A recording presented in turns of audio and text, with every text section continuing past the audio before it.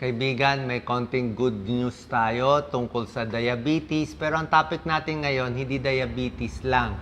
Pre-diabetes. Narinig nyo na ba? Ano ang pre-diabetes? Yan o. Pre-diabetes. Bago magka-diabetes. Okay? Nag-umpisa tayo normal ang blood sugar. Pag sobrang taas ng blood sugar nyo, diabetes na yan. Yan ang mga marami ng komplikasyon, di ba? Sa puso, sa paa, namamanhid. Pero bago umabot sa diabetes, meron mo ng kondisyon ang tawag pre-diabetes. Mild papunta pa lang doon. Ito, malulunasan pa, magagamot pa natin. Pwede ka pa maging normal. Maaga pa, maagapan pa. Diabetes, minsan, pag mild lang, nakukuha pa rin. Pero mas mahirap na gamutin pag mataas na sugar at marami ng komplikasyon. So, ano ang pre-diabetes? Tingnan natin Magpapacheck kayo ng fasting blood sugar. Pakita mo, Doc Lisa. Ang normal, 99 mg per DL or below. Yan ang normal. Pag 126 na ang blood sugar nyo, pataas, 126, 150, 200, 300, diabetes na yan. Mahirap na ma-reverse. Kaya pa rin, pero mas mahirap siya. Ang pre-diabetes, ang numero niya nasa gitna, 100 to 125. Yan ang mga, yung iba tawag borderline, medyo mataas. Pag ganito pa, hindi ka pa talaga diabetes, pero papunta na road to type 2 diabetes. Papunta ka na dito Pag hindi to inagapan, hindi to nalunasan, didiretso yan dito. Pwede rin tayo magpa-check ng hemoglobin A1C, 3 months na blood sugar. 5.7 below is normal. 5.7 to 6.4, yan ang pre-diabetes. 6.5 above, diabetes na yan. So, magpapacheck tayo ng blood sugar. Pero, maraming may pre-diabetes. Napakarami. Sa Amerika, 84 million may pre-diabetes. At ang problema sa pre-diabetes, iba ang sintomas. Karamihan, wala pang ang sintomas. Kasi, konting-konti pa lang taas ng blood sugar niya. At 90%, 90% ng taong may pre-diabetes, yung ganito ang blood sugar sa gitna, hindi nila alam. Marami hindi alam kasi wala nga nararamdaman minsan nga, yung mataas sugar nga, wala nararamdaman, lalo na itong pre-diabetes. Ang nangyari sa pre-diabetes, usually, ang risk factor, yung mga malakas kumain talaga, overweight, may high blood, mataas cholesterol, malakas kumain, malaki ang tiyan. Ang nangyayari, yung pancreas natin, gumagawa ng maraming insulin. Actually, gumagawa pa siya ng insulin Okay, ang problema lang, sa dami ng kinakain nating pagkain na sugar at matataba, yung mga selula natin, hindi na masyado nagre-react sa insulin. Ibig sabihin, insulin resistance ang tawag yan. Kahit kumain ka, kahit may insulin ka, hindi napapasok yung kinain mo sa mga selula para magamit mo for exercise, for walking So, nangyayari, naiiwan lang sa dugo. Pag naiwan maraming sugar sa dugo, masama. Magiging taba siya, maraming komplikasyon. So, kahit may sugar ka, hindi mo naman napapasok sa selula mo, lagi kang pagod. Yan pagod, gutom, inaantok, lalong kakain ng matataba, lalong masisira yung lapay hanggang bandang huli, hindi nagagawa ng insulin. Yan ang problema.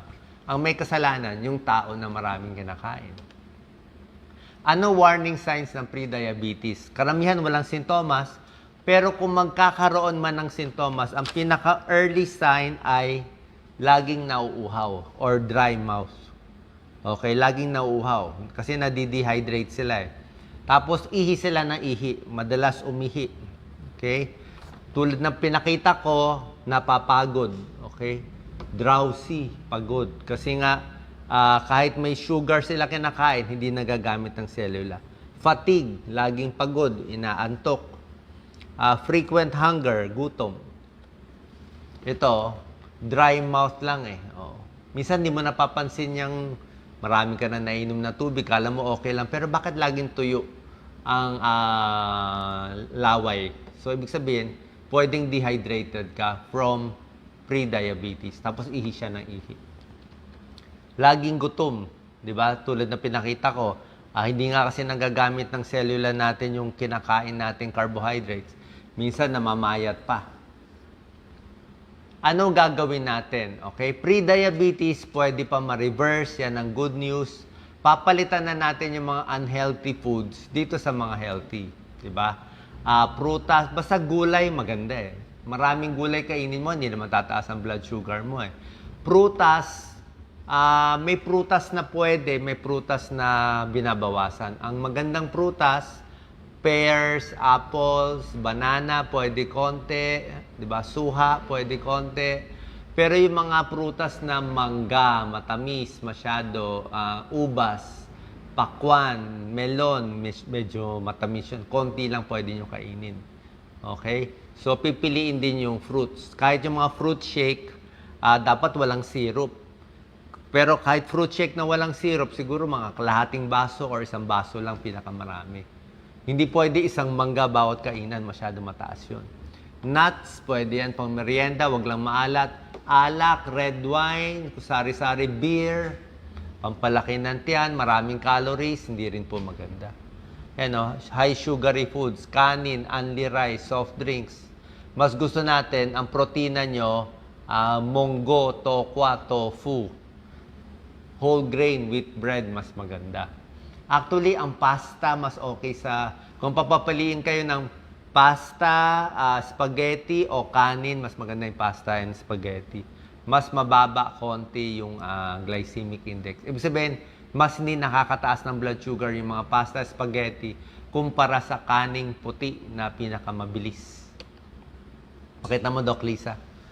So, ito, substitution gagawin natin. Okay? Pag ito hilig nyo, ito risk factors eh. Pag ito ang hilig nyo laging kinakain, high risk ka magkaroon ng diabetes. Kaya kung mahilig ka dito sa hotdog, ham, kung ano-ano pang mga preserved processed meat, palitan mo na lang ng tokwa, tofu, munggo. Kung mahilig ka sa donut, pastries, matatamis, ice cream, palitan mo na lang ng prutas. O, yan, mag-orange ka na lang, dalandan. Kung mahilig ka sa only rice, kanin, tinapay, di ba? Pandesal, pwedeng wheat bread, mas mabagal ang pagpasok kasi nga marami siyang fiber. Yung fiber nagpapabagal ng blood sugar. Yung fiber din sa gulay ang nagpapabagal. Mahilig ka sa mga chips, sobrang alat, di ba? Junk food. Ito na lang. Pwedeng kasoy o mani, pero unsalted, mas maganda. Ano iinumin? Actually, kung kayo overweight, kung kayo may pre-diabetes, makokontrol pa natin, babawasan nyo lang to or tatanggalin nyo lang to. Actually, kahit may diabetes, kailangan mo talaga tanggalin na to. Diba? Pero kung pre-diabetes, soft drinks talaga kalaban. Kahit diet soft drinks, I'm sure, hindi nyo manabasa. Lumabas na, marami ng pag-aaral bagong lumabas na yung diet, yung mga artificial sugar, nakakasama din sa katawan. So, kahit diet soda siya, hindi rin maganda. Nakakataba din. Kasi nasanay ka sa matatamis, tsaka merong sila nakitang pag-aaral na hindi maganda yung mga artificial sugar. So, soft drinks, isang basong soft drinks, 10 kutsaritang asukal. Sobra dami. Iced tea, ganun din. Isang iced tea, 10 kutsaritang asukal. Sobrang tamis. Energy drinks, marami din calories. Kahit sports drinks, yung mga sports drinks. Kung di naman kayo nag-basketball or nagmamarathon, wag na kayo mag-sports drinks, di ba? Para lang yan sa laging pinapawisan. Mga fruit juice na nasa lata, sobrang tamis. Added sugar sa coffee, pwedeng black coffee or tea lang. Alak, beer, red wine, white wine, di ba? Matamis. Doc, ano na lang pwede inumin? Binawal mo na lahat. Tubig, hindi bawal. Lemon water, hindi bawal. Calamansi water, hindi bawal. Di ba? Tsaa na unsweetened. Kahit anong tea, yung mga Chinese tea, Japanese tea, pwede. Black coffee, hindi bawal. Vegetable juice, hindi bawal. Low-fat milk, pwede pa konti-konti. Yung buko, konti lang. Okay? Pwede naman buko, pero isang basong buko kasi 45 calories eh. Pag kinain mo pa yung laman, mataas din sa mga kakanin. Nako, mga kakanin, bawal. Kakanin, ano yun eh, kanin na may asukal pa. Lagot tayo dun, di ba? Masyadong nagpapataas. So, gusto natin yung pre-diabetes, hindi umabot sa diabetes. Sino risk factor na magkaroon ng pre-diabetes? Edad 45 pataas, malaki ang tiyan, mahilig do sa mga processed meat at matatamis, overweight, mataas ang cholesterol, may high blood, may PCOS, polycystic ovary syndrome. Nung buntis, nagkaroon ng diabetes, gestational diabetes. Kung nung pregnant ka, nagka-diabetes ka, high risk ka rin magka-diabetes. Mga may PCOS, high risk din.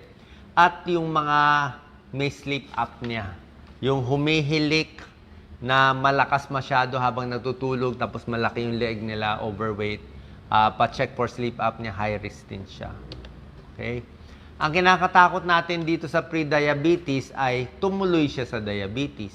At yung komplikasyon nga, kidney disease, blindness, nerve problem, pati problema. Ito ang sintomas ng diabetes na. Okay? Sa pre-diabetes, hindi mo pa ito makikita. Pero kung diabetes na, yan na, nilalanggam na yung ihi. Mataas na sugar niyan. Namamanhid na, yan, mataas na sugar niyan. Impotence sa mga lalaki. Mataas ang blood sugar, diabetes na yon at matagal na yon, baka 5 years na. Ito, nangingitim ang kilikili, dito sa likod, dito sa may siko, sa tuhod, sa likod ng tuhod, matagal ng diabetes yan. Nag-i-infection na sa dila. Ibig sabihin, mahina na immune system, matagal na rin diabetes yan. Malabo mata, o diabetic retinopathy, long-term diabetes na rin yan. Vaginal infection, mahina immune system, nagkaka-UTI and yeast infection. Possible cause yung diabetes. So ito yung mga serious na. At kaya nga natin gusto i-reverse yung pre-diabetes habang mababa pa yung blood sugar nyo, hindi pa ganun kataas. Gusto natin maiwasan to lahat. Okay, pakita mo Doc Lisa. Ayaw natin mabulag, diabetic retinopathy. Ayaw mo ma-kidney failure, mag-dialysis. Ayaw natin maputol yung paa, diabetic foot. Ayaw mo ma-heart attack and ma-stroke. At masira yung mga mabumara ang mga ugat natin sa katawan. So, sana po nakatulong tong video natin. Tulad ng sinabi ko, early pa to. Iwasan lang natin, baguhin lang yung pagkain. Iwasan itong mga favorite ninyo. Palitan natin ng mga mas healthy. Hopefully, ma-reverse pa yung pre-diabetes. At kung may diabetes man kayo, sundin nyo to, baka mapababa natin yung blood sugar nyo. Kung may diabetes na, pa-check tayo sa endocrinologist, sa doktor nyo, bibigyan na kayo ng gamot. Okay? Metformin, glyclazide, glipizide, tsaka yung mga bago na gamot, pwede yon, tuloy nyo lang po yon, hindi po bawal yon. Pag pre-diabetes, pwedeng walang gamot, or actually, pwede pa walang gamot. Minsan binibigyan ng konting metformin. Pero pag pre-diabetes, sundin nyo lang lahat to. Sabayan pa ng exercise, walking, 5 days in a week, stop smoking, control ang blood pressure, blood sugar, at cholesterol. Pwede pa natin mawala. Pwede pa mawala itong pre-diabetes. Magiging normal pa rin kayo. Marami po ako nakitang pasyente na gumagaling pa basta pre-diabetes or parang konting-konting diabetes pala. Sana pa nakatulong tong video. Ingat po tayo lagi.